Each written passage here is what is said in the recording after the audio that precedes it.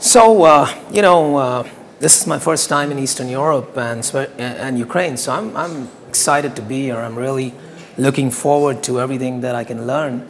And so it's been, I've come with a very open mind and actually have been very pleasantly surprised with the scale of this conference.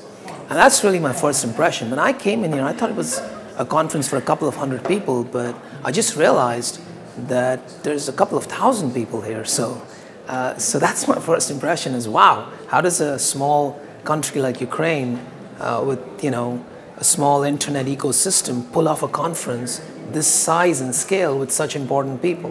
When a country like India, where I come from, which has such a large population and internet ecosystem, still doesn't have one. So that's my first impression. I think it's being very pleasantly surprised. I think what I think about the conference specifically, what I like is the fact that even though it is so large, they've managed to keep it so compact. So I'm not feeling like I've come to a place where I'm completely lost and, there's, my God, look at all these people and I know nobody and so on. I feel like they've kept it very familiar and personal, even though it's so large. It's been organized in a very compact fashion. The podium and the speaking area is very close to the exhibition area, which is close to the eating area. So I think they've thought through a lot of things, which is good to see. So I think primarily VCs are very excited about consumer internet in India right now, and that's because you have such a large domestic market. They're also very excited about SaaS, for companies that are building global products on the cloud for companies in the West or worldwide. That's another area. Mobile is another big area because we've got about 600 million mobile phone users. So VCs are pretty excited about opportunities that will translate into large business or large values or large companies tomorrow, which will create a lot of value. So I think these are 3 or 4 areas that VCs are giving a lot of attention to. I personally like consumer internet a lot because that's my background. I do a bit of SaaS, but that's more based on, if somebody else is leading it. Well, that's a great question, in terms of number of exits and tech IPOs for last year, right? Last year is not really an indication because it's been a tough environment for exits and IPOs. So we haven't really seen any IPOs as far as tech IPOs are concerned. We haven't seen IPOs at all in India. Forget tech IPOs, any IPOs in the last 1 year. There have been a couple here and there, but the markets are pretty much frozen as far as IPOs are concerned, given the global uncertainties.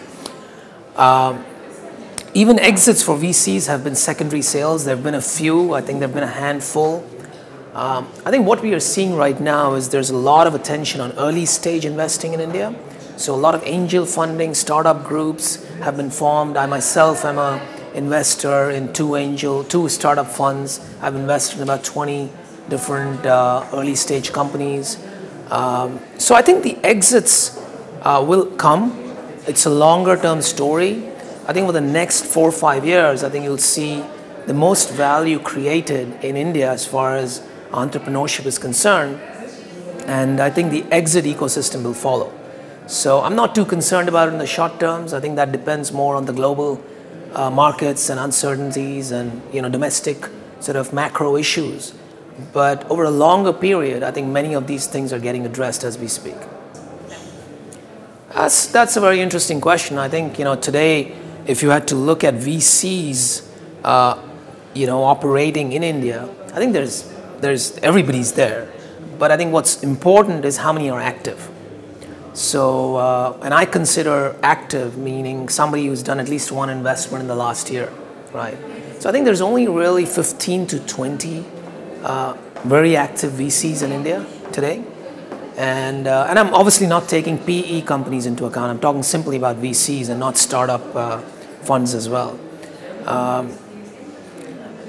Outside of those, I think there's probably about 4 or 5 local VCs who've gained traction and who've been investing for a very long time.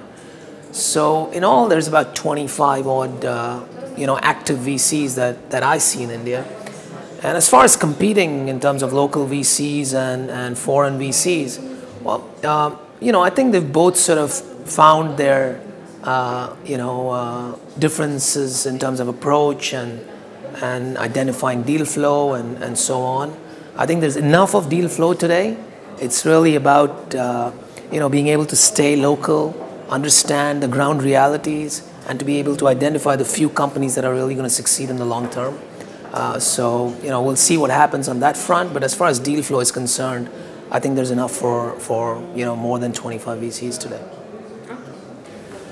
So I think it's an interesting time for entrepreneurs in India as well as Ukraine. While India seems a lot more developed, if you actually look at it, most of our entrepreneurship in the past has been around IT services and building for others.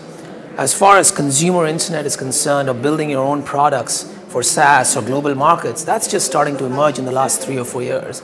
And I suspect that's true of Ukraine as well. I think the similarities are that Ukrainian and Indian entrepreneurs are both very scrappy. They're both starting to think global now. They're thinking about building intellectual property as opposed to services for other companies. So I think as we sort of follow parallel paths, there's a lot of lessons that entrepreneurs in both these countries can learn from each other. And I think perhaps the biggest one is that there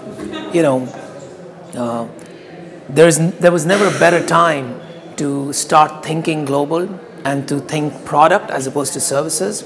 Resources are available across the world if you have a great idea, as is capital if you're able to put together a good team and execute. So certainly in India, we've seen that in the last 3-4 years. A lot of money has gone in. A lot of companies have been funded. Several companies that I'm invested in are building massive global scale product companies with great traction. And perhaps Ukraine needs to sort of think more along that direction and emulate some of the lessons that we've learned in the last few years.